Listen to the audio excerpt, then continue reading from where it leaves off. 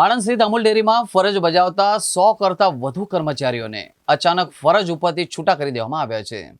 ત્યારે આ છૂટા કરાયેલા કર્મચારીઓ આજરોજ અમૂલ ડેરી ખાતે આવી પહોંચ્યા હતા અને તેમણે હમારી માંગે પૂરી કરો, તાનાશાહી નહીં ચલેગીના નારા પણ લગાવ્યા હતા અને ત્યારબાદ અમૂલના એમડીને આ બાબતે આવેદનપત્ર આપી આ નિર્ણય પરત લઈ પુનઃ કામે લેવાની માંગ પણ કરવામાં આવી હતી।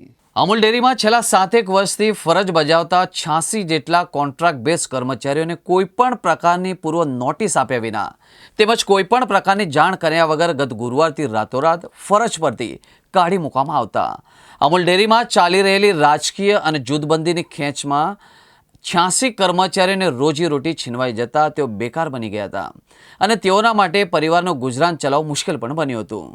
ફરજ પરથી છૂટા કરાયેલા કર્મચારીઓએ આજે અમૂલ ડેરી ખાતે હોબાળો મચાવતા તેઓની સાથે માતરના પૂર્વ ધારાસભ્ય કેસરસિંહ સોલંકી, બોરસદના પૂર્વ ધારાસભ્ય અને અમૂલ ડેરીના ડિરેક્ટર રાજેન્દ્રસિંહ પરમાર, ક્ષત્રિય કરણી સેના ગુજરાતના અધ્યક્ષ લખનસિંહ દરબાર, ક્ષત્રિય કરણી સેનાના પ્રદેશ પ્રવક્તા મહેન્દ્રસિંહ રાઠોડ, સર્વ સમાજ સેનાના મહિપતસિંહ ચૌહાણ અને સહિત અગ્રણીઓ પણ ઉપસ્થિત રહીને અમૂલ ડેરીના સત્તાધીશો પર આકરા પ્રહારો કર્યા હતા અને અમૂલ ડેરીના સત્તાધીશોને રાજકીય અદાવત રાખી કર્મચારીઓને નોકરીમાંથી છૂટા કરી તેઓની રોજગારી પર લાત મારી હોવાના આક્ષેપો પણ કરવામાં આવ્યા હતા। અમૂલ ડેરીમાંથી છૂટા કરાયેલા કર્મચારીઓ દ્વારા જો તેઓને નોકરીમાં પરત લેવામાં નહીં આવે તો અમૂલ ડેરીના ગેટ પાસે ઉગ્ર આંદોલન કરવાની ચીમકી પણ આપવામાં આવી હતી। આજે અહીંયા બધા ભેગા થયા અને મને આ એક આવેદનપત્ર આપવામાં આવ્યું છે જેના અંદર હ્યુમન રિસોર્સ સોસાયટી HRS ના કોન્ટ્રાક્ચ્યુઅલ એમ્પ્લોઈઝ 101 જેટલા એમ્પ્લોઈઝને આપણે નોકરી પર નથી આવવા માટેનું જાણ કરવામાં આવેલ હતું।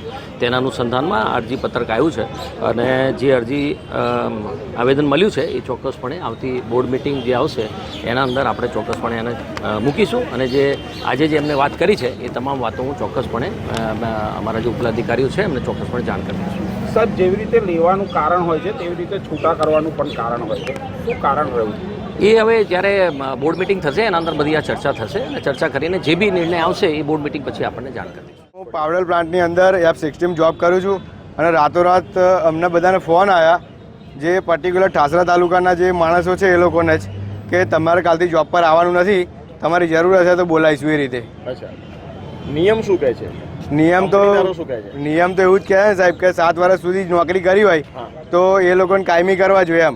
અને અમને એવું કહે છે કે તમારું માનવ બળ વધારે પડે અને પગારનું ભારણ ડેરીને પડે છે એટલે તમારે છૂટા કરવામાં આવે। તો ગયા 6 મહિનાની અંદર જે ભરતી થઈ 135 જણની તો એ લોકોનું જે પગાર ધોરણ ડેરીને ભારણ નહીં પડતું। અમે તો એવું જ કહીએ સાહેબ। તમારી શું માંગ છે? અમારી માંગ એવું છે કે સાહેબ કે અમને જોબ પર પાછા લઈ લે। ઇસ્યુ એ છે કે રાતોરાત ટેલિફોનિક આ લોકોને જાણ કરવામાં આવી, વોટ્સઅપ પર એક લેટર ફેરવવામાં આવ્યો કે માનવ બળ ઘટાડવા માટે અમે તમને છૂટા કરીએ છીએ, પણ એ લોકો 7 વર્ષથી નોકરી કરે છે। ત્યારે અમને ટેલિફોનિક ઘણા બધા ટેલિફોન આવ્યા, આ લોકોના કંઈ ડાયરેક્ટરોની ઇન્ટરનલ કંઈ પોલિટિક્સ છે। તમારી શું માંગ છે? અમારી માંગણી આજે તમે 135 જે હિટલર સાઈડ જે ટેલિફોનિક જે ચૂલા બંધ કર્યા છે અને આ લોકોને દ્વારા ફોન થયેલા એ ડેરીના HR ઓફિસમાંથી, એટલે અમે એ લોકોને સ્પષ્ટ કહેવાયા છે કે માનવ બળ વધારવાનું હોય, ઘટાડવાનું ના હોય।